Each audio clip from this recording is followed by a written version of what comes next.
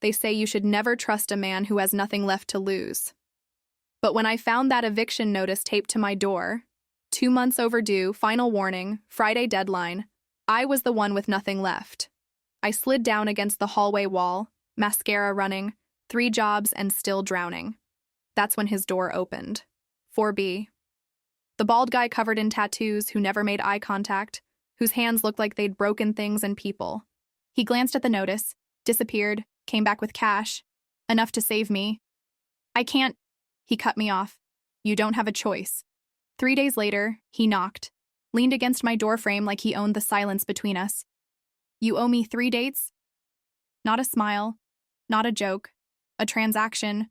I should have slammed the door. But something in his eyes, careful, controlled, like he'd spent years learning to ask for nothing, made me say yes. I didn't know the man who just saved me had learned to survive by reading people's breaking points, or that the second he saw me in that hallway, keeping his distance stopped being an option. You will feel so many emotions in this story of second chances and forbidden love. Please support us by clicking subscribe to the channel. I should have known better than to accept help from a stranger, especially one who moved through the building like a shadow, always watching, never speaking. But desperation has a way of rewriting your rules. When you're working 3 jobs and still can't make rent, when you're eating ramen for the 4th night in a row, when your car broke down last month and you've been taking 2 buses to get anywhere, pride becomes a luxury you can't afford. The guy in 4B had been there for 6 months. I'd seen him maybe a dozen times. He was impossible not to notice. Tall, broad-shouldered, his head shaved clean, tattoos crawling up his neck and disappearing under his collar. The kind of ink you don't get in a nice parlor downtown. Prison tattoos. I knew because my cousin Danny had them. The same blue-black lines that looked like they were drawn with a ballpoint pen and too much time. But this guy never caused trouble. Never had visitors. Never played music too loud or left trash in the hallway. He was a ghost who paid his rent on time. When he handed me that cash, $2,300 bills, counted out carefully, I saw his hands up close for the first time. Knuckles scarred and thick, fingernails clean but ragged, like he bit them when he was thinking. The tattoos on his forearms were words I couldn't read. Symbols that probably meant something to someone, somewhere. I can't take this, I said, my voice cracking. It's too much. I don't even know you. He looked at me then, really looked, and his eyes weren't what I expected. They were light brown, almost amber, and completely calm. You don't have a choice, he said. Not mean, just factual. Pay your rent. We'll figure out the rest later. I thought about saying no, about being responsible, about not owing anyone anything, but the notice in my hand said Friday, and it was already Wednesday, and my boss at the diner had just cut my hours because business was slow. So I took the money. My hands were shaking. Thank you, I whispered. He nodded once and walked back into his apartment. The door closed with a soft click, and I stood there in the hallway wondering what I'd just agreed to. 3 days later, Friday night, 9 o'clock, there was a knock on my door. I knew it was him before I looked through the peephole. He was standing there in a black t-shirt and dark jeans, hands in his pockets, patient. I opened the door. You owe me 3 dates, he said. His voice was low, like he was trying not to wake the neighbors. I actually laughed, nervous, high-pitched, the kind of laugh that sounds like panic. What? He didn't smile. I paid your rent. Now you owe me. 3 dates. You pick where we go. I pick when... I stared at him. Are you serious? Yeah. He shifted his weight, glanced down the hallway, then back at me. First one's tomorrow, Saturday, 7 o'clock. Wear something comfortable. Nothing fancy. I should have slammed the door. Should have told him that's not how things work. That paying someone's rent doesn't entitle you to their time. That this was crazy. But something stopped me. Maybe it was the way he asked. No, not asked. Stated. Like this was a simple transaction, a debt to be repaid. Or maybe it was the fact that he'd saved me from being homeless without asking for anything in return, without making me feel small or pathetic. He could have held it over my head, could have made me beg, but he just gave me the money and walked away. And now he wanted 3 dates. 3. Not forever. Not a relationship. Just time. Okay, I heard myself say. Okay? He looked almost surprised. Yeah, Saturday. 7. He nodded, and something flickered across his face. Relief? Satisfaction? Before the mask came back. Good. I'll text you. I don't have your number. He pulled out his phone, old and cracked. What's yours? I gave it to him. He typed it in, sent a message. My phone buzzed. Unknown number, just one word. Marcus. That was his name, Marcus. I'd lived across the hall from him for 6 months and never knew his name. I'm Riley, I said stupidly. I know, he said. It's on your mailbox. And then he left. Just turned around and walked back to his apartment, leaving me standing in my doorway, heart pounding, wondering what the hell I'd just gotten myself into. That night, I couldn't sleep. I lay in bed staring at the ceiling, replaying the conversation, trying to figure out his angle. Was this some kind of power trip? Did he think I was desperate enough to… what? Sleep with him? But that didn't track. He could have asked for that up front, could have made it clear. Instead, he asked for dates. 3 of them. Like he was negotiating a business deal. I grabbed my phone, typed his name into Google, Marcus Webb. Nothing useful came up. A few social media profiles that weren't him, some LinkedIn pages for men twice his age. I tried adding Chicago since that's where we were. Still nothing. Whoever Marcus from 4B was, he didn't exist online. At 6:55 p.m. on Saturday, my phone buzzed. Marcus. Someone's been following you home from work this week. Silver Honda, dented bumper. I'll be outside your door at 7. Don't open it for anyone else. My blood went cold. I looked through the peephole. He was already there, standing in the hallway, arms crossed, eyes locked on the stairwell like he was expecting a war. I thought he was paranoid. Or controlling. Maybe both. Maybe this was some elaborate manipulation to make me feel unsafe so I'd depend on him. I'd watched enough true crime documentaries to know how these things started. But when I opened the door at 7 o'clock, Marcus didn't try to come inside. He just stepped back, gestured toward the stairs, and said, "Ready?" His voice was calm. Too calm. Like he'd already run through every possible scenario and planned for each one. "Did you really see someone following me?" I asked as we walked down the stairs. He was behind me, close enough that I could hear his breathing, far enough that he wasn't crowding me. Silver Honda Civic, driver's side headlight cracked. He parks across from the bus stop on 5th Street. Waits until you get on the bus. Did it Monday, Wednesday, and Thursday. Didn't see him Tuesday, but you worked a double and left at midnight, so maybe he missed you. I stopped on the landing between floors, turned around. "You've been watching me?" He met my eyes. "I've been watching out for you." "There's a difference." "That's creepy." "Yeah," he agreed. "It is. But you're alive and he doesn't know where you live yet, so I'm okay with being creepy." The way he said it, like my safety was worth more than my opinion of him, should have scared me. Instead, it made something in my chest twist. Nobody had ever looked out for me before. Not like this. Not like it was a job they took seriously. "Where are we going?" I asked, starting down the stairs again. "Rosa's Diner. 3 blocks. Public. Busy. Safe." Of course. He'd picked somewhere with witnesses, with exits, with people. This wasn't a date. This was a security operation. Rosa's was exactly what he'd promised. Bright fluorescent lights, red vinyl booths, a jukebox in the corner playing something from the 70s, the kind of place where nobody looked twice at anyone. We slid into a booth by the window. Marcus sat facing the door. Always facing the door. I was starting to notice his patterns. "Coffee," he told the waitress without looking at the menu. "Black." She turned to me. I ordered the same, plus fries, because I'd been too nervous to eat all day. When she left, Marcus leaned back, arms spread across the top of the booth, watching me. "You're going to ask questions," he said. "Might as well start." "Okay, who are you?" "Marcus Webb, 34. Originally from Detroit, been in Chicago 2 years. "What do you do?" "Maintenance work. Handyman jobs. Whatever pays cash and doesn't ask too many questions." "Why doesn't anyone ask questions?" He smiled then. Just barely. A twitch at the corner of his mouth. "Because I'm an ex-con. Riley. I did 8 years in Stateville. Got out 18 months ago. I'm on parole until next March." The diner seemed to get quieter. Or maybe it was just the blood rushing in my ears. I'd suspected, Obviously.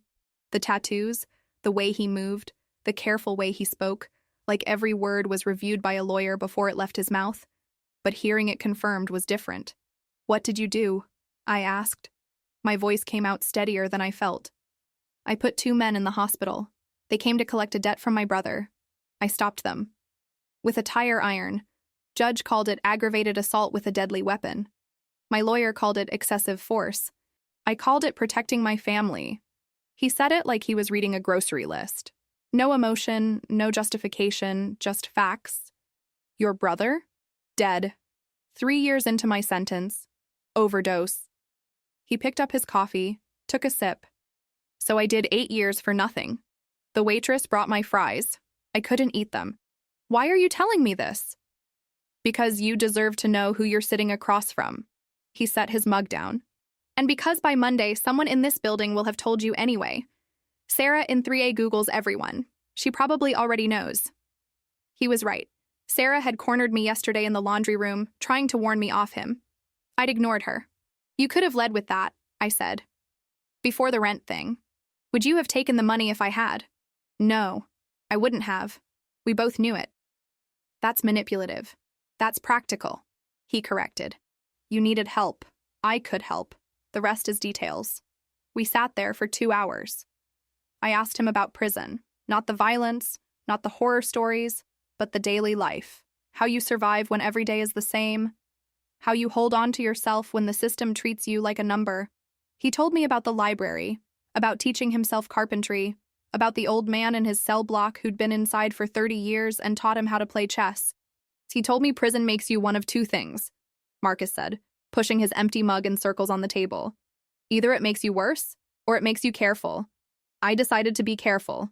I understood then. The way he watched doors, the way he planned everything, the way he kept his distance but somehow always knew when I needed help.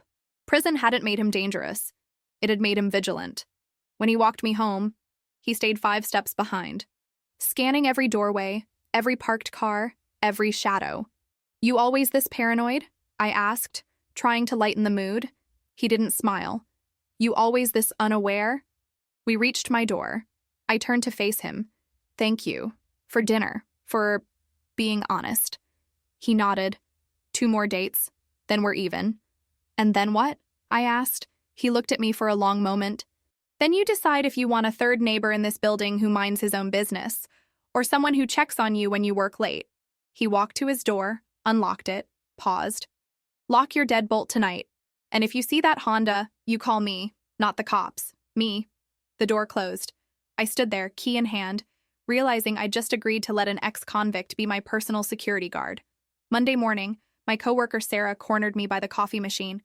"Riley, I need to tell you something about that guy you're seeing. I looked him up. Assault, 8 years. And there's more.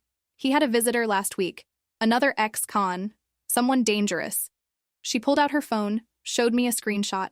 "You need to stay away from him before you get hurt." I stared at Sarah's phone screen. The mugshot was unmistakably Marcus. Younger, harder, his head shaved, but his expression the same flat calm I'd come to recognize. Chicago Tribune, 2015, Sarah read. Marcus Webb, 26, sentenced to 8 years for aggravated assault. Prosecutors argued Webb showed no remorse and represented a continued threat to society. She scrolled. "Riley, this man is dangerous. Whatever he's told you, whatever he's pretending to be." I handed her phone back. "Thanks for your concern." Her mouth dropped open. "That's it? That's all you're going to say?" "He already told me," I said, pouring my coffee. "He told me everything. And you're still..." "Still what, Sarah? Still treating him like a human being?" "Yeah, I am." But her words followed me all day. The part about a visitor. Another ex-con. Someone dangerous. Marcus hadn't mentioned that. At lunch, I sat in my car and texted him, "We need to talk. Today." 3 dots appeared immediately. Then, "Your place or mine?" "Yours. After my shift. 6 p.m. Okay. I spent the rest of my shift playing out the conversation in my head. How to ask without sounding accusatory. How to demand honesty without making him defensive. But when I knocked on his door at 6, all my carefully prepared questions evaporated. He opened the door and I just said, Who came to see you last week?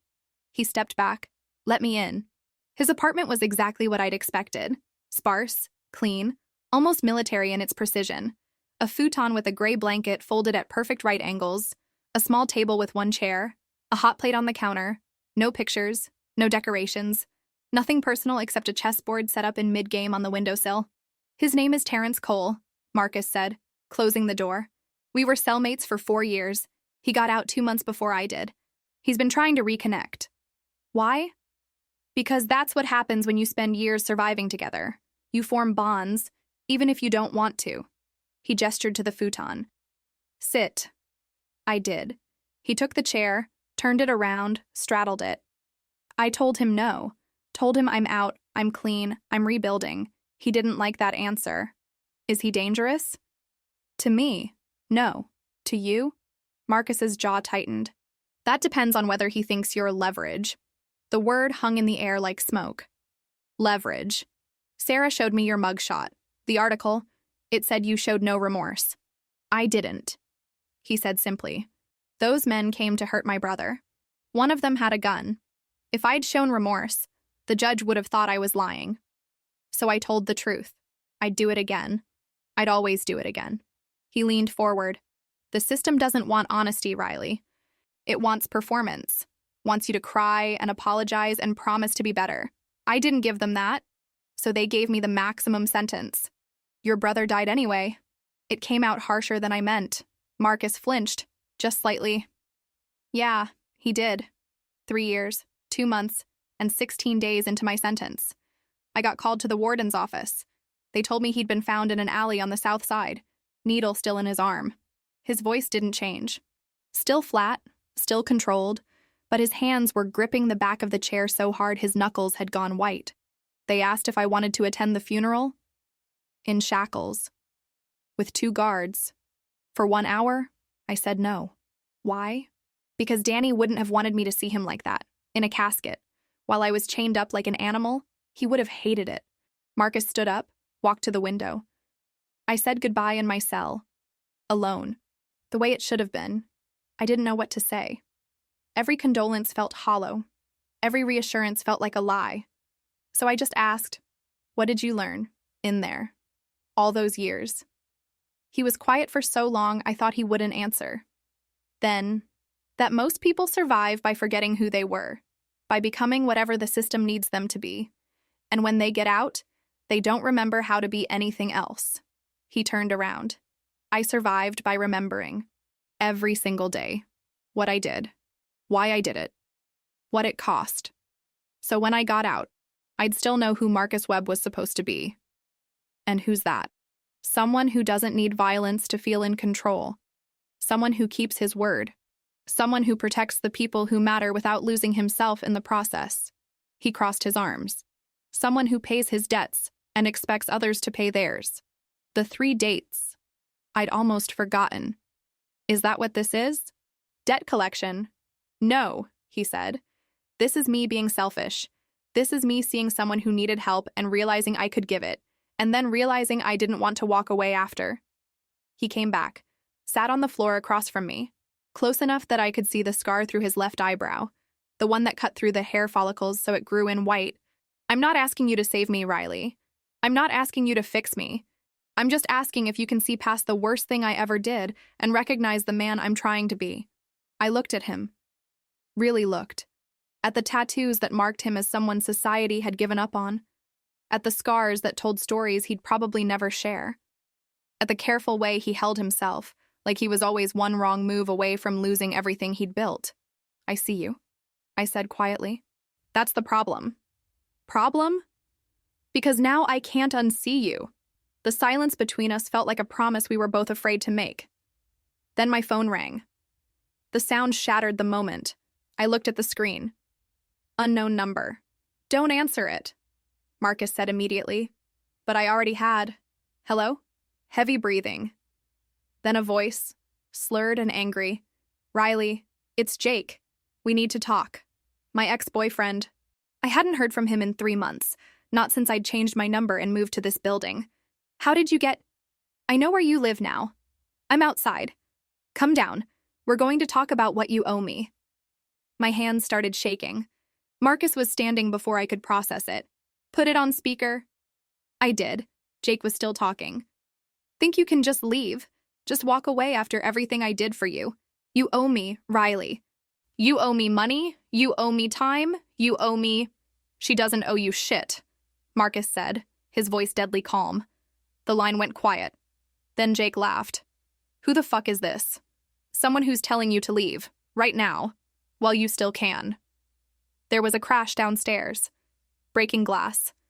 Then Jake's voice, screaming. You think I'm scared of you? Come down here. Come down here and we'll see who...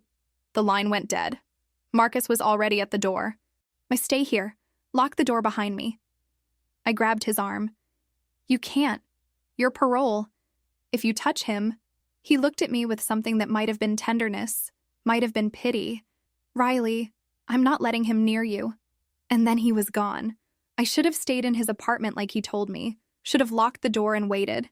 But the second I heard shouting from downstairs, Jake's voice, drunk and furious, and Marcus's, low and controlled, I was running. My hands shook as I fumbled with the deadbolt. The stairwell was empty, but I could hear them in the lobby.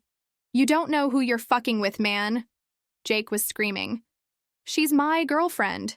You think you can just... She's not your anything, Marcus's voice. So calm it was terrifying. And you're going to leave. Now? I reached the bottom of the stairs just in time to see it happen.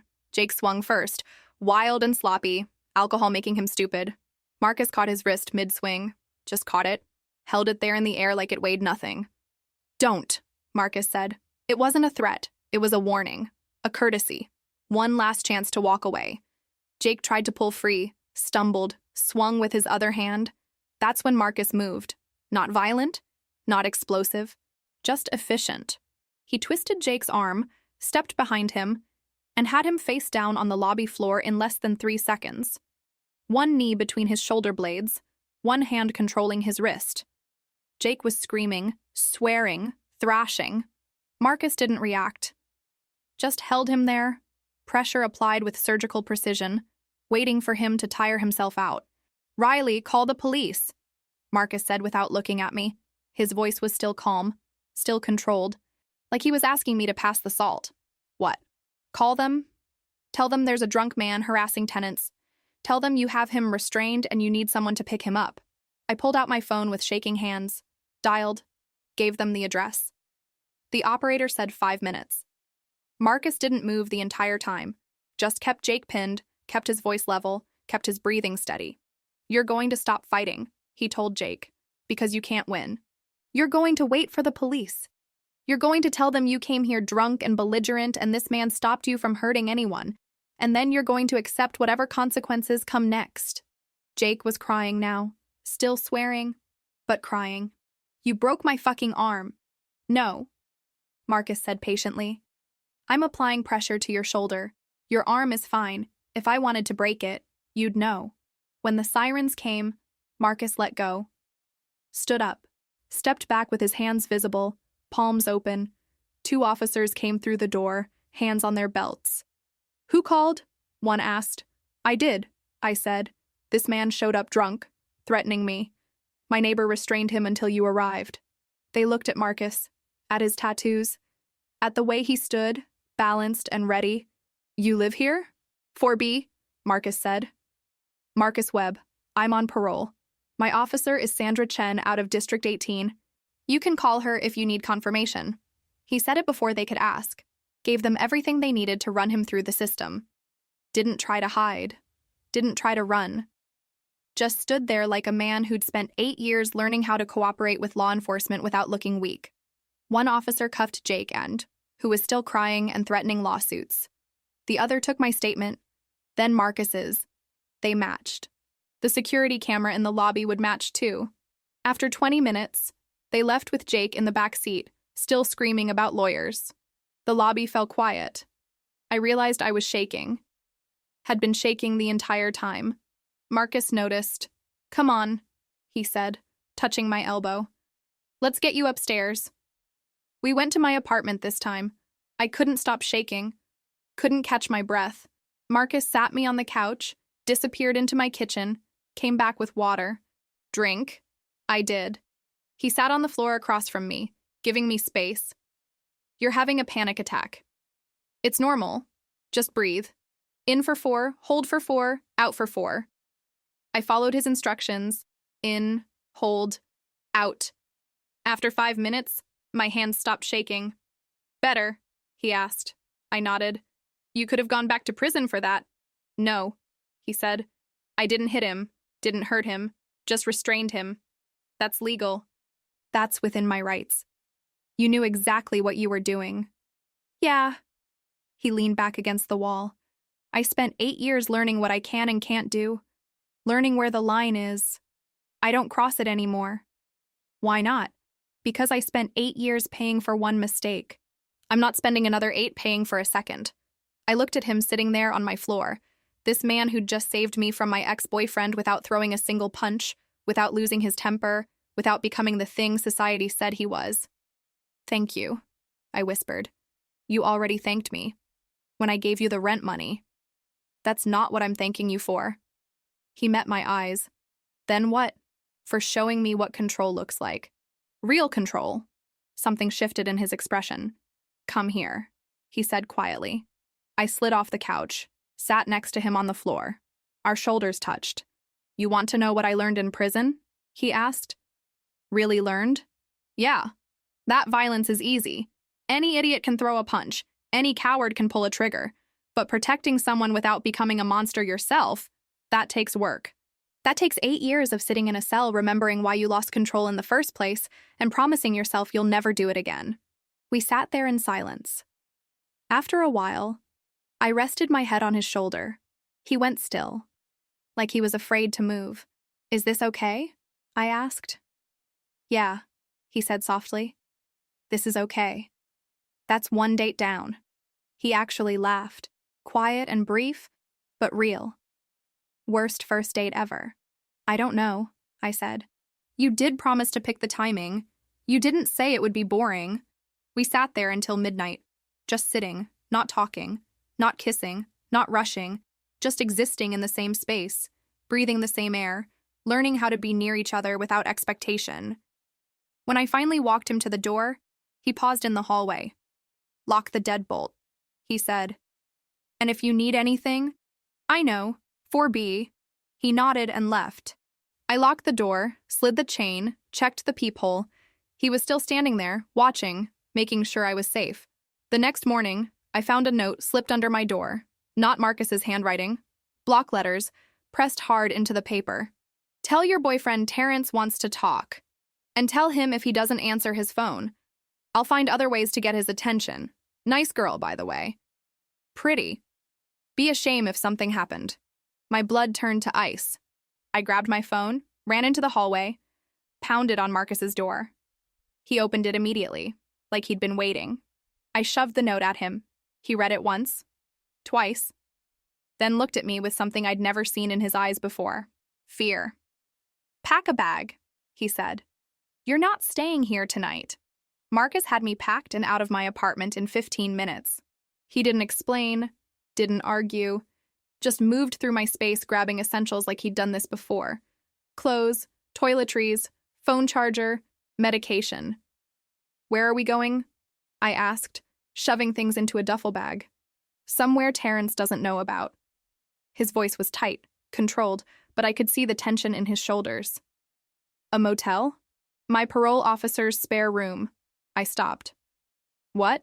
Sandra Chen, my PO. She's got a spare bedroom she uses for situations like this. Parolees who need a safe place for a night or two while things get sorted.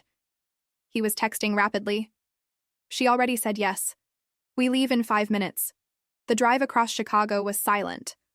Marcus kept checking the mirrors, taking random turns, doubling back twice to make sure we weren't followed. Sandra's house was in a quiet suburb, the kind of neighborhood where people mowed their lawns on Saturday mornings and knew their neighbors' names. She met us at the door, a woman in her 50s with sharp eyes and gray hair pulled back in a bun. Marcus, she said, then looked at me. You must be Riley. Come in. Her living room was warm, lived in, pictures of grandchildren on the mantel, a cat sleeping on the couch, the opposite of prison, the opposite of threat. Sit, Sandra said. Both of you, and Marcus. You're going to tell me everything about Terrence Cole. So he did. They'd been cellmates at Stateville for 4 years. Terrence was doing 15 for armed robbery, got out early for good behavior. He wasn't violent inside, Marcus said. He was smart, kept his head down, learned to work the system. But outside, he shook his head. Terrence can't hold a job, can't follow rules unless there's a gun to his head. He's been in and out of halfway houses, violated parole twice, somehow talked his way out of going back. And he wants what from you? Sandra asked. Money or help with a job. He's got something planned and he wants me as backup. Someone who knows how to handle himself. Marcus looked at his hands. I told him no when he came to see me, told him I'm out, I'm done. He didn't believe me. And now he's threatening Riley to force your hand. It wasn't a question. Yeah. Sandra leaned back, arms crossed. You understand what I have to do here, Marcus. If you're in contact with another felon, I'm not. He showed up. I turned him away. He left that note, not me. But if you engage with him now, I won't. His voice was firm. I'll call it in. Let the cops handle it. Will they? One threatening note? No direct action? Sandra's voice was gentle but realistic. You know how this works. By the time they take it seriously, Riley could already be hurt. The room fell silent. I looked between them. So, what do we do? Sandra sighed. You stay here tonight. Tomorrow, Marcus, you come with me to the precinct. We file a report. We get ahead of this. And Riley, you don't go back to that apartment alone. I have to work, I protested. I have 3 jobs. I can't just... Then Marcus goes with you, Sandra said. And before you say anything about him being a creepy stalker, I'm giving him permission as his parole officer to act as your security until this is resolved. It's better than the alternative. That night, I lay in Sandra's spare room staring at the ceiling. Marcus was on the couch downstairs, refusing to take the second bedroom. I've slept in worse places, he'd said. Around 2 a.m., I gave up on sleep and went downstairs. He was awake, sitting in the dark, chess pieces spread on Sandra's coffee table, playing both sides. Can't sleep? He asked without looking up. Can't stop thinking. I sat next to him. Tell me about Terrence. The truth.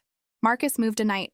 We met my second week inside. I was young, stupid, still angry about everything. Terrence was 5 years in, knew how things worked. He taught me how to survive, who to avoid, who to befriend, how to do your time without losing your mind. He captured his own pawn.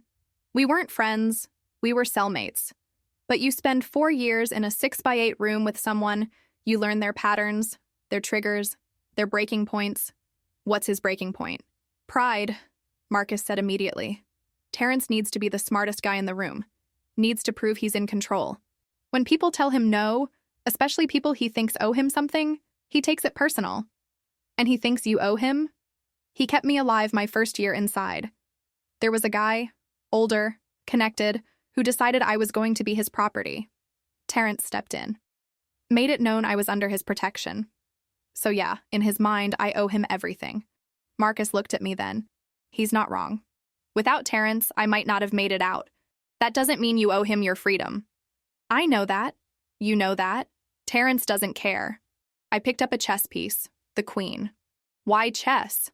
Time, he said. You've got nothing but time inside.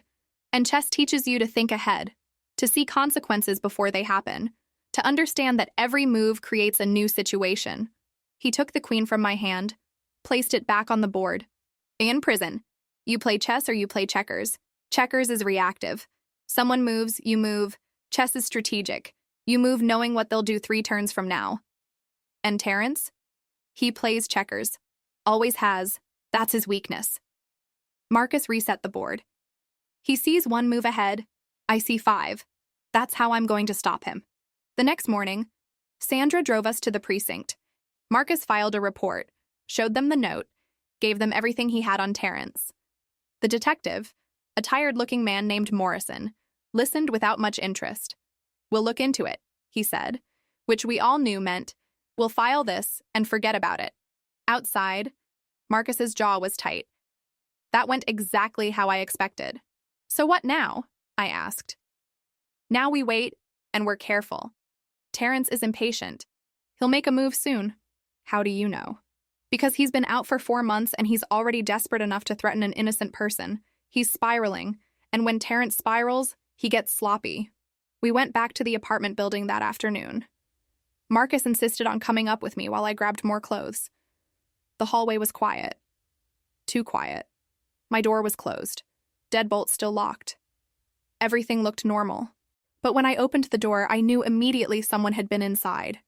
Nothing obvious, nothing missing, but things were off. My books weren't in the same order.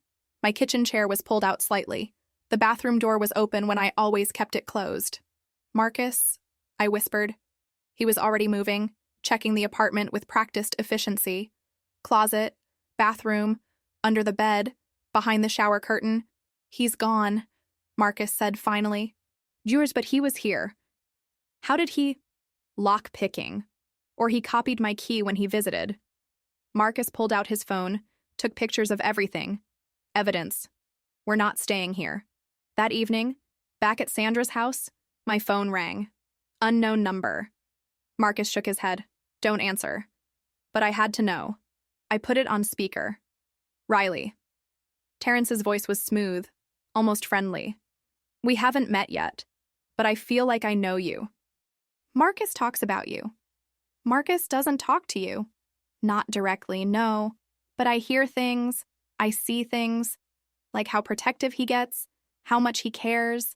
That's leverage, sweetheart." My stomach turned. "What do you want?" "I want my boy Marcus to help me with a little job. One night, in and out, nobody gets hurt.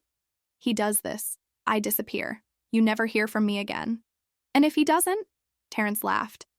"Then I keep coming around. Keep making you nervous. Keep reminding you that your boyfriend is one bad decision away from going back inside. Keep reminding him what happens when you say no to people who saved your life." Marcus grabbed the phone. "Terrence." "There he is. My brother, my cellmate, I'm not doing it. Whatever you're planning, find someone else." Silence. Then Terrence's voice changed. Colder. "You think you're better than me now? Think because you got some girl and a clean record you're reformed. You're the same as me, Marcus. You're just pretending better." "No," Marcus said quietly. "I'm actually different. You should try it." "1 week," Terrence said. "You've got 1 week to change your mind. After that, things get complicated for your girl. And we both know you can't protect her 24/7. You've got a job, parole meetings, times when she's alone. All I need is 5 minutes." The line went dead. Sandra looked at Marcus. "You know what you have to do?" Marcus's face was stone. "Yeah, I have to find him first. And when you do, you call the police." Sandra interrupted. "You don't engage. You don't confront. You call it in." But Marcus was already pulling up maps on his phone, texting someone, making calls. I recognized that look. The same look he'd had when Jake showed up. Calculating.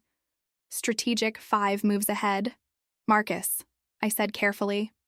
"What are you planning?"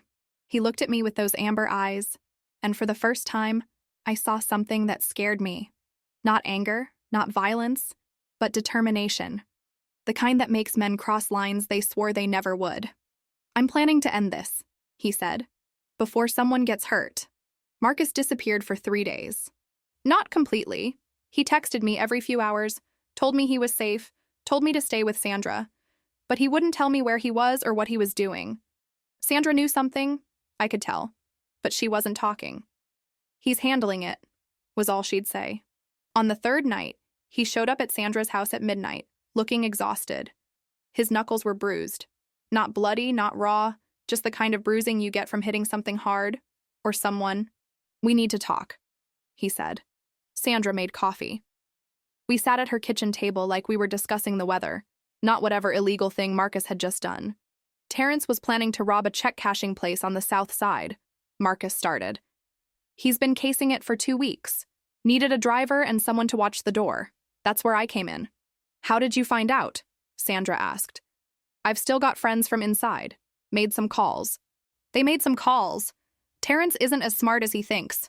He's been running his mouth to half the south side about this big score." Marcus wrapped his hands around the coffee mug. I found out where he's staying. Halfway house on Cicero. Talked to his roommate. Talked? Sandra repeated skeptically. Marcus met her eyes. Talked. No violence. Just a conversation about how Terrence's plan is going to get people killed, and how maybe his roommate should start looking for new accommodation before that happens. And then? And then I waited. Terrence came back around 11. We talked. The bruised knuckles told a different story. Marcus, I said quietly. He swung first, Marcus said. I defended myself. No weapons, no excessive force. Just enough to make my point. Sandra pinched the bridge of her nose. You understand I have to report this. No, you don't. Marcus pulled out his phone, showed her a video. Security camera from across the street. Shows everything. Terrence approaches me. Terrence throws the first punch.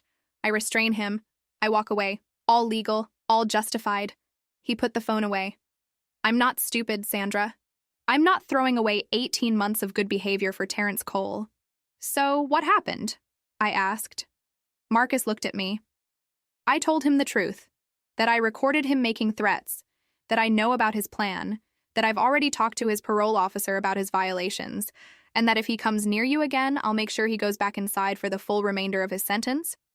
He'll retaliate, Sandra said. He can't. Because I also told him that if anything happens to Riley, anything at all, I've got friends who'll make sure everyone inside knows he's the reason. That he violated code. That he involved an innocent. The room went silent. You threatened him with prison justice, Sandra said slowly. Marcus didn't answer. Didn't need to. Prison justice. The kind that happened when someone broke the unwritten rules. When someone was marked as a rat, or someone who hurt women, or someone who couldn't be trusted. The kind of justice that guards turned a blind eye to. That's playing with fire, Sandra said. It's also effective. Marcus stood up, started pacing. Look, I know what you're going to say. That I should have called the cops. Let them handle it. But we all know how that goes. Terrence gets questioned, maybe spends a night in lockup, gets out with a warning. And then what? He's angrier, more desperate, more dangerous. This way, he knows there are consequences. Real ones, the kind that matter to him. Sandra was quiet for a long time. Then, did you cross the line? No, Marcus said firmly. I walked right up to it, looked at it real close, but I didn't cross it. You better pray that's true. Because if his parole officer comes asking questions, if Terrence files a complaint, if anything about this blows back, it won't. But the next morning, it did. 2 detectives showed up at Sandra's door. Morrison, the tired one from before, and a younger woman named Torres. We need to speak with Marcus Webb, Morrison said. My stomach dropped. Marcus came to the door, hands visible, posture open. What's this about? Terrence Cole filed a complaint. Says you assaulted him. Says you threatened him. I defended myself. I've got video proof. Marcus pulled up the footage again, showed them. They watched it twice. This shows you grabbing him, Torres said. After he swung at you, Marcus countered. That's self-defense. They couldn't argue with the video, but Morrison wasn't done. He also says you threatened to have him killed in prison. I said if he violates parole again, he'll go back inside. That's not a threat, that's a fact. Marcus crossed his arms. And I mentioned that prison has a code. That hurting innocent people is against that code. Also a fact, not a threat. Sounds like a threat to me, Torres said.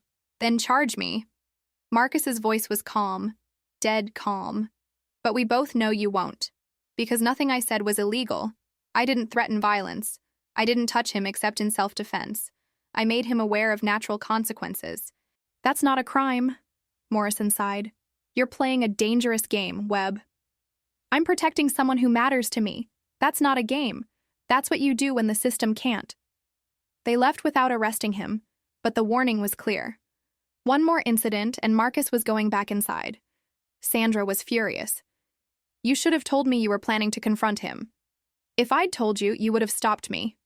Exactly. She slammed her coffee mug down. You've got 8 months left on parole, Marcus. 8 months until you're free, and you're risking it for someone who didn't deserve to get dragged into my mess. Marcus finished. He looked at me. This is my fault. Terrence is my past. My problem. Riley shouldn't pay for that. So you pay instead? I asked quietly. If that's what it takes. That afternoon, my phone rang. My supervisor at the diner. Riley, I need to talk to you about something. Can you come in early? I arrived to find her in the back office, looking uncomfortable. I got a call today, she said. From someone asking about you. Personal questions, where you work, what your schedule is, if you have a boyfriend. My hands went cold. What did you tell them? Nothing. I hung up. But Riley, if you're in some kind of trouble, I'm handling it. Are you? Because this guy also mentioned he's been in your apartment, that he knows your routine. She pulled out a notepad. He left a number, said to tell you to call him if you want this to stop. It was Terrence's number. I recognized it from the previous call. He's escalating. I told Marcus when I called him. I know, I'm coming to get you.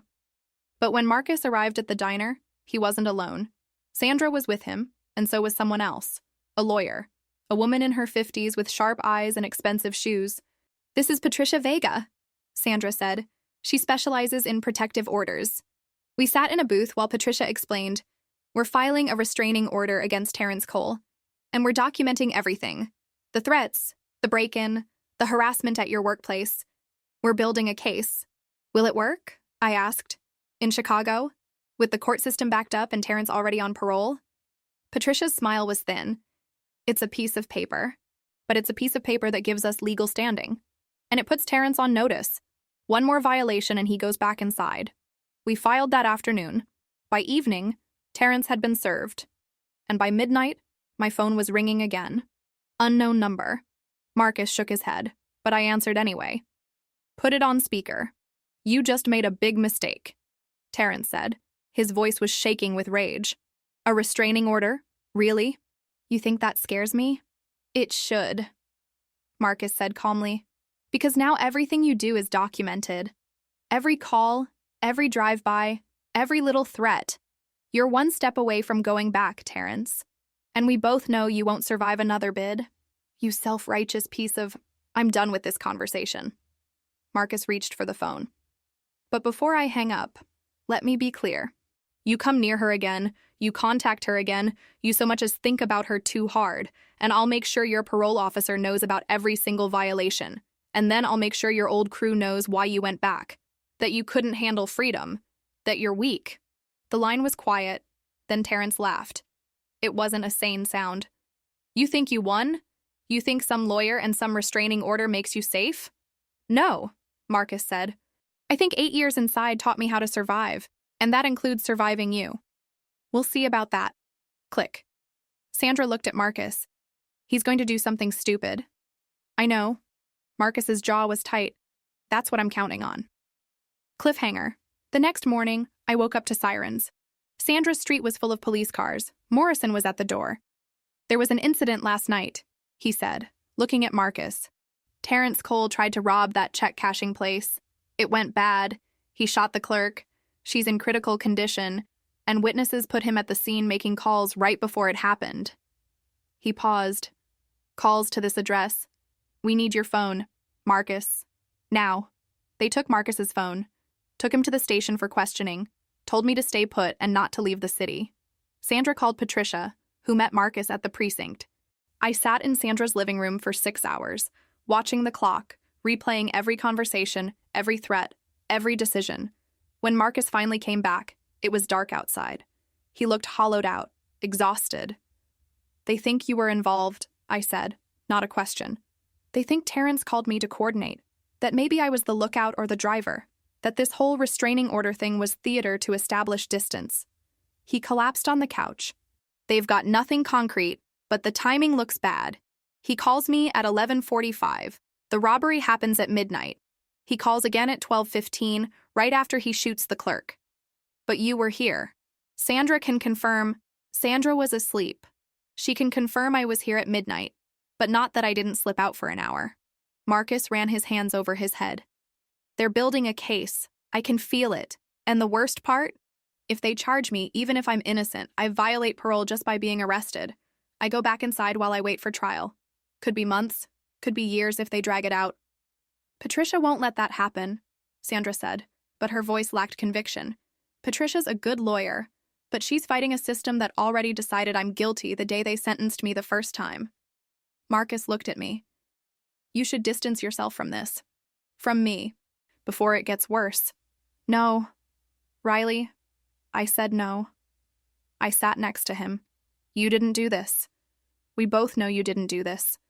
So we prove it. That night, I couldn't sleep.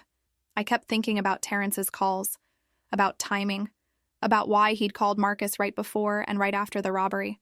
It didn't make sense if Marcus was involved. Why call your accomplice twice and create a phone record? Unless that was the point. Unless Terrence was setting Marcus up. I grabbed my laptop, started searching. News articles about the robbery, security footage that had been released to the media, witness statements. The clerk had survived, thank God, but she was sedated and couldn't talk yet. I read everything I could find, making notes, building a timeline. At 3 a.m., I found something. A witness mentioned a silver Honda parked 2 blocks away. The driver waited during the robbery, then sped off after. A silver Honda with a dented bumper, the car that had been following me. I woke Marcus up. I need to see the police report from when they arrested Terrence. Can Patricia get it? Probably. Why? I showed him my notes, the Honda, the timeline. Terrence had a driver, someone who's not in custody, someone who probably has the gun he used. Marcus stared at the screen. You think the driver was the person following you. I think Terrence has a partner, and I think that partner is setting you up to take the fall. Marcus was already texting Patricia. By 8 a.m., we had the arrest report. Terrence had been picked up alone, walking through an alley 3 blocks from the scene. No car, no weapon, no money from the register. He'd ditched everything. Where? I asked. Where did he dump it? If he's smart, somewhere it'll never be found, Marcus said. But Terrence isn't smart. He's desperate. He pulled up a map. The Honda, it's key. We find the car, we find the driver, we find the driver, we find the evidence. Sandra put her foot down. Absolutely not. You are not playing detective. You're going to let the police... The police think Marcus is guilty, I interrupted. They're building a case against him, not looking for other suspects. We don't have time to wait for them to figure it out. Riley's right, Marcus said quietly. If that clerk wakes up and can't identify Terrence clearly, they'll come after me harder. I need to clear my name now. Sandra looked between us. This is a bad idea. You have a better one. Nobody did. We spent the morning tracking down the Honda. Marcus called old contacts, people who owed him favors, people who knew people. By noon, we had a lead. A guy named Deshaun who ran a chop shop on the west side, who'd been contacted about buying a Honda Civic cash deal, off the books. I need to go talk to him, Marcus said. Not without me, I said. Riley, we're in this together. That's not negotiable. Deshaun's shop was exactly what you'd expect. Rusted garage doors, guard dogs chained in the yard, the smell of motor oil and welding. Marcus knocked on the side door. A man in his 40s opened it, recognized Marcus, nodded. Heard you were coming. Come in. The garage was full of stripped cars, parts stacked everywhere. Deshaun led us to a back room, shut the door. I know what you're here about. The Honda. You still have it? Marcus asked. Nah, man, buyer backed out, said it was too hot. Car's still where he parked it. Abandoned lot on Ashland and 47th. Keys in the wheel, well. He looked at Marcus seriously. You didn't hear this from me. And you don't come back here. I won't. I appreciate it. You kept your word inside. Protected my nephew when he was new. I owe you this. But this makes us even. Clear. Clear. We found the Honda exactly where Deshaun said it would be. Marcus didn't touch it. Instead, he called Patricia, who called Morrison. Anonymous tip, she told them. Silver Honda Civic, abandoned lot, possibly connected to the check cashing robbery. Morrison showed up 40 minutes later with a forensics team. They found the gun in the trunk, cash in the glove box, and in the center console, they found a phone, not Terrence's phone, a burner, with calls to Marcus's number and texts to someone else. Someone named Jake, my ex-boyfriend. Everything clicked into place. Jake had been the one following me.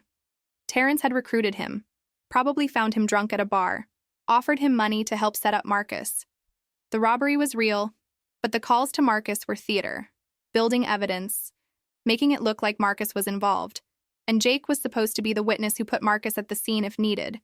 Morrison read through the text messages, his face darkening. "We need to bring in Jake Reeves for questioning." He looked at Marcus. "You're still not off the hook, but this changes things." "It proves I wasn't involved," Marcus said. "It proves someone went to a lot of effort to make it look like you were involved," Morrison corrected. "Why?" "Because Terrence wants me to go back inside," Marcus said. "Because I said no to him. Because I chose a different life. And he couldn't stand that." Morrison nodded slowly. "Stay available. Don't leave the city." When they left, Marcus turned to me. His face was unreadable. "You did this. You figured it out." "We did this," I corrected. He pulled me into a hug, just stood there holding me in an abandoned lot surrounded by broken glass and weeds, and for the first time in days, I felt him relax. My phone rang. "Patricia. Turn on the news. Channel 7. Now." We found a TV in a bodega nearby. The news anchor was talking about a shooting. Earlier today, police arrested Jake Reeves in connection with the check-cashing robbery on the South Side. However, upon arrival at the station, Reeves was found dead in the back of the police cruiser. Officials are calling it an apparent suicide, though questions remain about how Reeves obtained. Marcus grabbed my hand. "That wasn't suicide." "How do you know?" "Because Terrence just eliminated his only loose end." Jake's death changed everything. The investigation exploded overnight. Internal affairs got involved because a suspect had died in custody, in the back of a police cruiser, no less. The forensics team went over that silver Honda with microscopes, pulling fingerprints, DNA, fiber evidence, anything that could build the case. And Patricia worked 18-hour days filing motions, demanding Marcus be cleared, demanding the focus shift where it belonged, to Terrence Cole and his web of manipulation. The media picked up the story. Ex-con framed by former cellmate, ran on Channel 7. Suddenly, Marcus wasn't the monster people assumed. He was the victim, the one who'd said no to crime and paid the price. Reporters called. We didn't answer. "Nothing good comes from talking to the press," Marcus said. "They'll turn you into a hero today and a villain tomorrow. Better to stay quiet and let the facts speak." So we did. We stayed at Sandra's house, kept our heads down, and waited for the system to work. The clerk woke up after 4 days. Her name was Maria Gonzalez, 23 years old, working 2 jobs to support her 3-year-old daughter, single mother, immigrant family, the kind of person who worked 60-hour weeks and still smiled at customers. When she was strong enough to talk, Detective Morrison came to her hospital room with a photo lineup. She pointed at Terrence's picture without hesitation. "That's him," she said, her voice still weak from the breathing tube. "He kept saying someone's name while he was taking the money. Marcus. He kept saying, 'This is for Marcus,' and 'Marcus should have helped me,' like he was angry at someone who wasn't even there." Morrison called us immediately. She identified Terrence, and she heard him talking about you during the robbery. Marcus closed his eyes. "He was sending me a message. Looks that way. He wanted you to know this was your fault. That if you'd helped him, none of this would have happened." Morrison's voice was tired. These guys, they get out and they can't let go of prison logic. Everything's about respect and debts and proving points. They don't understand that out here. None of that matters." "It mattered enough to get an innocent woman shot," Marcus said quietly. "Yeah, it did. It was the final piece prosecutors needed." Terrence wasn't just robbing a check-cashing place for money. He was proving a point, showing Marcus what happens when you say no to him, showing that he was still in control, still dangerous, still someone to be feared. But all he'd done was prove he couldn't let go of prison politics in the real world. And now he'd spend the rest of his life back in that world. Morrison came to Sandra's house personally 3 days later to tell Marcus he was officially cleared. The DA reviewed everything. "You're not a suspect. You're a witness." That's it. The relief that washed over Marcus's face was something I'll never forget. Like he'd been holding his breath for days and could finally exhale. "Thank you," he said, his voice cracking slightly. "Don't thank me. Thank your girlfriend. She's the one who found the Honda. She's the one who put together the timeline. You've got a smart one here, Webb." Morrison looked at me with something like respect. You ever think about becoming a detective? I laughed. It felt good to laugh after so many tense days. I'll stick to waitressing, less stressful. After Morrison left, Marcus sat on Sandra's couch for a long time, just staring at his hands. You okay? I asked, sitting next to him. I keep thinking about how close it was, he said. If you hadn't noticed the Honda, if you hadn't put the pieces together, I'd be in a cell right now waiting for trial. And Terrence would have won. But I did notice. And you're not in a cell. You're here. I took his hand. You're free, Marcus. Not yet, he said. Not until Terrence is convicted. Not until I finish parole. Not until all of this is really over. Then we wait, I said. However long it takes. Terrence's preliminary hearing happened 3 weeks later. The courtroom was packed. Media, supporters of Maria, curious onlookers who'd followed the story.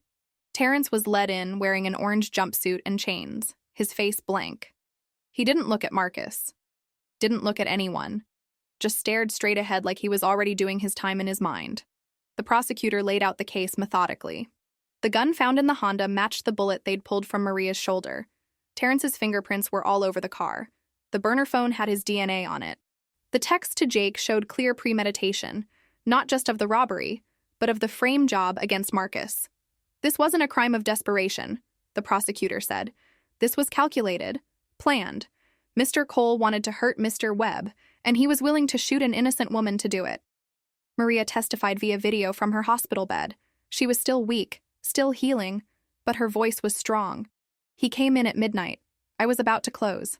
He pulled out a gun and told me to empty the register. I did everything he said. I didn't resist. I just wanted to go home to my daughter. Her voice broke. But while he was taking the money, he kept talking to himself, saying, Marcus should have helped me, and this is what happens. I didn't understand. I thought maybe Marcus was his partner. Then he looked at me and said, You tell the cops Marcus Webb set this up. And then he shot me. The courtroom was silent. I didn't know who Marcus Webb was, Maria continued. I just knew I was bleeding and he was running away. The doctor said if the bullet had been 2 inches to the left, I'd be dead. My daughter would be an orphan, because this man wanted to hurt someone else. Terrence's lawyer, a public defender who looked overwhelmed, tried to argue that the evidence was circumstantial, that the text could be interpreted differently, that maybe Jake had acted alone and Terrence was just an unlucky connection. Nobody was buying it. The judge set a trial date for 3 months out and denied bail. Mr. Cole represents a clear danger to the community, she said. He will remain in custody pending trial. As they led Terrence away, he finally looked at Marcus. Just for a second. His expression wasn't angry. It was almost sad, like he was mourning the loss of someone he'd considered a brother. Marcus held his gaze and didn't look away.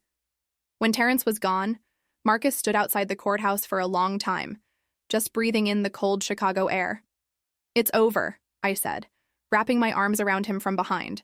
Not quite, he said, but almost. That night, we finally went back to our building, to 4B and 4A. The hallways felt different now, safer, like the shadow that had been following us had finally been exorcised.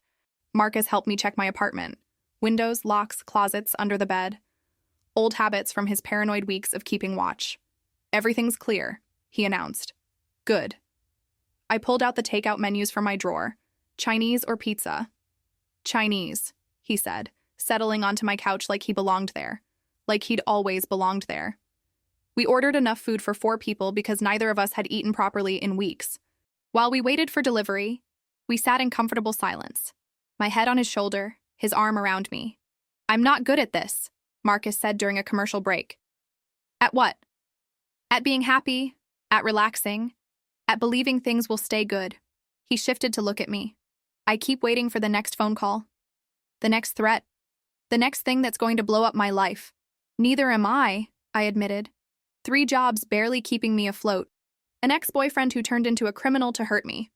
A landlord who'll probably raise the rent next month. I'm not exactly living a stable life. Maybe that's okay, Marcus said thoughtfully. Maybe people like us, people who've survived things, who've had to fight for every good day, don't get to be naive anymore. We don't get to pretend the world is safe and fair and just. But we can be careful and happy at the same time. We can build something good while still watching the doors. That sounds exhausting, I said. It is, he agreed. But it's better than the alternative. Better than giving up. Better than letting people like Terrence win by making us too afraid to live. The food arrived. We spread it across my coffee table and ate with our fingers straight from the containers, something my mother would have had a heart attack over. But it felt perfect. Normal. Like we were just two people having dinner, not two people who'd just survived a conspiracy and a frame job. I want to try something, Marcus said between bites of lo mein. What's that? Being with you. Really being with you. Not as a transaction. Not because you owe me, just because I want to see where this goes. He set down his food. 3 dates was the deal, but I want to renegotiate. I pretended to consider it, tapping my chopsticks against my chin. I'm listening. 4 more dates, then 8, then 16. Then we stop counting and just see what happens. He was trying to sound casual, but I could see the vulnerability in his eyes, the fear that I'd say no, that I'd decide he was too complicated, too damaged, too risky. That's a terrible negotiation, I said. You're supposed to start low. I'm starting honest, he corrected. I don't want to play games, Riley. I don't want to pretend I'm less interested than I am. I spent 8 years in a place where showing weakness got you hurt. But this isn't prison, and you're not a threat. So I'm just going to tell you the truth. I want more time with you. As much as you'll give me. I kissed him then. Our first real kiss, not counting the quick peck we'd shared after the preliminary hearing. This was slow and deliberate and tasted like Chinese food and possibility. When we pulled apart, he was smiling. That rare, genuine smile that transformed his entire face. So is that a yes? He asked. That's a yes to renegotiating, I said. But I have terms. Name them. No more secrets. No more protecting me from things you think I can't handle. We're partners now. That means equal information. Deal, he said. And you have to let me help you. With your carpentry certification, with finding better work, with building the life you want. You don't have to do everything alone anymore. His eyes got bright. Deal. And one more thing, I said. You have to introduce me to Sandra properly. Not as the girl you're protecting, but as your girlfriend. He pulled me closer. I think she already knows. But yeah, I can do that. The months that followed were strange. We fell into a routine. Marcus going to work, me juggling my 3 jobs, both of us coming home exhausted but together. He started sleeping at my place more nights than not, though he kept his apartment in 4B. Just in case, he said. Just in case I changed my mind. Just in case this didn't work out. Just in case he needed a place to retreat to. I didn't push. Everyone needed a safe space. We had dinner with Sandra once a week. She watched us with knowing eyes, occasionally giving Marcus advice he pretended not to need. You're doing good, kid, she told him one night. Keep it up. 6 more months and you're free. 6 months. It felt like forever and no time at all. Terrence's trial happened in February. It lasted 4 days. The evidence was overwhelming. Maria's testimony, the forensics, the texts, the witness statements. Terrence's lawyer tried to argue diminished capacity, that prison had damaged his client's ability to think rationally. The prosecutor countered that Terrence had been rational enough to plan an elaborate frame job. The jury deliberated for 3 hours, guilty on all counts: attempted murder, armed robbery, conspiracy, witness tampering. The judge sentenced him to 35 years without the possibility of parole. Terrence showed no emotion as they led him away. Marcus sat in the gallery and watched the man who'd once saved his life, who'd taught him to survive prison, disappear into the system forever. You feel bad for him? I asked outside the courthouse. No, Marcus said. I feel sad for who he could have been. But he made his choices, just like I made mine. March 20th arrived. Marcus's final parole check-in. We went to Sandra's office together. She had paperwork spread across her desk, official forms with seals and signatures. Marcus Webb, she said formally, as of today, you have successfully completed your parole term. You've attended every required meeting, maintained employment, committed no violations, and demonstrated genuine rehabilitation. She smiled then. You're free, completely free. No more check-ins, no more restrictions, no more looking over your shoulder. Marcus took the paper she handed him, his official release documentation. He stared at it like it might disappear if he blinked. "Thank you," he said, his voice thick with emotion, "for believing I could change, for giving me structure when I needed it, for not giving up on me when things got complicated." Sandra came around her desk and hugged him. "You did the work, Marcus. I just provided the framework. Now go live your life. The real one. The one you earned." That night, Sandra threw him a small party at her house. Nothing big, just the people who mattered. Patricia came, bringing expensive wine and genuine congratulations. Morrison showed up surprisingly, shaking Marcus's hand and saying, "You're one of the good ones, Webb." Don't make me regret saying that. A few guys Marcus had known inside who'd gotten out and stayed clean showed up. Men with similar stories, similar struggles, similar victories. Deshaun arrived with a gift card to Home Depot and a nod of respect. "You made it, man," he said, pulling Marcus into a rough hug. "You actually made it. Not many of us do." "I had help," Marcus said, looking at me. "More than I deserved." We stayed until midnight, eating Sandra's homemade enchiladas and listening to stories of redemption and second chances.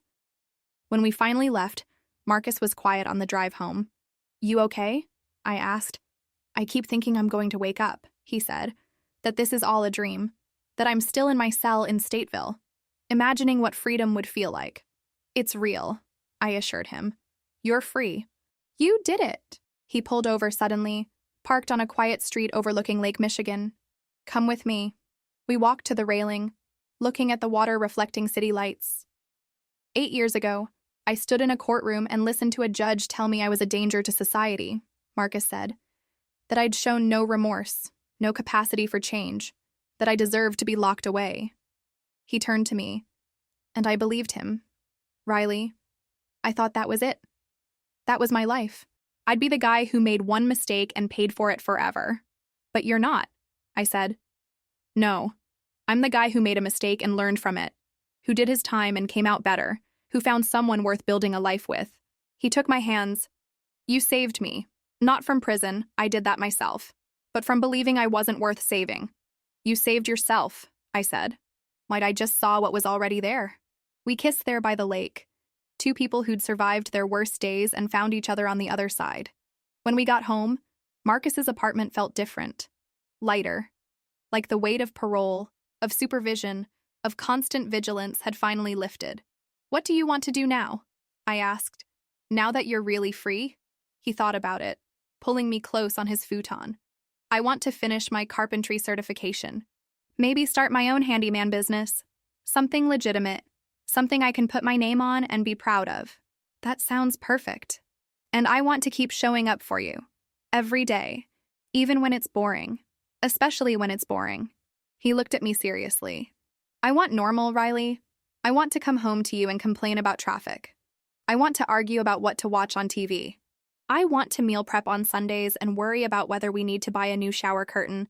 I want every single boring, beautiful, normal day that people take for granted." "I want that too," I whispered. "People are going to judge us," he warned. "Your family, when you tell them, your friends, co-workers, they're going to say I'm not good enough, that you can do better, that you're taking a risk being with an ex-con." "Let them," I said firmly. "I'm not choosing you because you're perfect. I'm choosing you because you showed me what redemption actually looks like, because you did the work, because you kept your word, because when things got hard, you didn't run." "Neither did you," he pointed out. "We're both stubborn like that." He smiled. That beautiful, rare smile. "I love you, Riley. I should have said it sooner, but I love you." "I love you too," I said. And it was true. I loved this complicated, careful, fierce man who'd learned to protect without violence, who'd rebuilt himself piece by piece, who chose every day to be better than his worst moment. A year after Terrence went to prison, something unexpected happened. Maria Gonzalez reached out. She'd gotten Marcus's information through Patricia, wanted to meet. "You don't have to," I told him. "I know it might be. I want to," he said. "She deserves closure. And maybe I do too." We drove to her apartment on the south side, a modest third-floor walk-up in a neighborhood struggling but not broken. She answered the door with her daughter on her hip, a beautiful little girl with dark curls and Maria's eyes. The scars on Maria's shoulder were visible under her tank top, pink and raised, a permanent reminder of the worst night of her life. "Thank you for coming," she said, inviting us in. Her apartment was small but bright, decorated with her daughter's artwork and family photos. "I wanted to meet the man who helped put him away." "I didn't do much," Marcus said quietly. "Riley did most of the work." "You did something harder," Maria said firmly. "When Terrence came to you for that robbery, you said no. You knew he was desperate. You knew he might do something terrible, and you still said no. That takes courage." She shifted her daughter to her other hip. "My Daniela is 3 now. She's going to grow up with her mother because you made a choice. So, thank you." Marcus's voice was thick with emotion. "I'm sorry he hurt you. I'm sorry my past put you in danger." "Your past didn't shoot me," Maria said. "Terrence did. He made that choice. You made a different one." She smiled softly. "We're both survivors now. That connects us. And I wanted you to know that I don't blame you. I never did." We stayed for an hour, drinking coffee while Daniela showed us her toys and chattered in that rapid way 3-year-olds do. When we left, Marcus was quiet again, processing. "She forgave me," he said in the car, "for something that wasn't even your fault." "I know, but I felt responsible. And now I don't have to." He reached over, took my hand. "I spent 8 years thinking I was paying for one mistake, for losing control with those men who came after my brother. But maybe I was also learning how to make better choices when it mattered. Learning patience, learning control. Learning that strength isn't about violence, it's about restraint." "You think there's a purpose to everything?" I asked. "No," he said honestly. "I think some things are just terrible and random and unfair. But I think we can choose what we become after, who we are after the worst thing happens." He squeezed my hand. "I chose to be better. And then I chose you. Best decisions I ever made." 6 months later, Marcus finished his carpentry certification, started his own small business, web handyman services, got his first client through a referral from Deshawn, then another, then 5 more. Word spread that he was reliable, skilled, honest, that he showed up on time and did quality work. His past came up occasionally. Someone would Google him, find the old articles. Some people didn't hire him because of it. Others respected that he'd served his time and moved forward. We moved in together officially. Not into 4A or 4B, but into a small house in a working-class neighborhood with a garage Marcus converted into a workshop. It had a yard where we talked about maybe getting a dog someday. It had neighbors who waved and brought over cookies when we moved in. It was normal. Beautifully, impossibly normal. They say you should never trust a man who has nothing left to lose. But Marcus Webb wasn't that man anymore. He had everything to lose: his freedom, his business, his reputation, his future with me. And he protected it fiercely, carefully, with the same focus and discipline he'd learned in a 6x8 cell. He was proof that people can change, that second chances matter, that love doesn't have to be perfect to be real. That redemption isn't about erasing your past. It's about not letting your past erase your future. And that sometimes the man society says you should run from is the one who'll walk beside you through anything. The one who'll pay your rent and ask for 3 dates. The one who'll risk everything to keep you safe. The one who'll show you that strength isn't about how hard you can hit. It's about how much you can endure without losing yourself. If you made it to the end of this story, let us know in the comments which city you're watching from. And click the yellow bell to subscribe to the channel and support us. Keep the adventure going by clicking on the suggested video on your screen.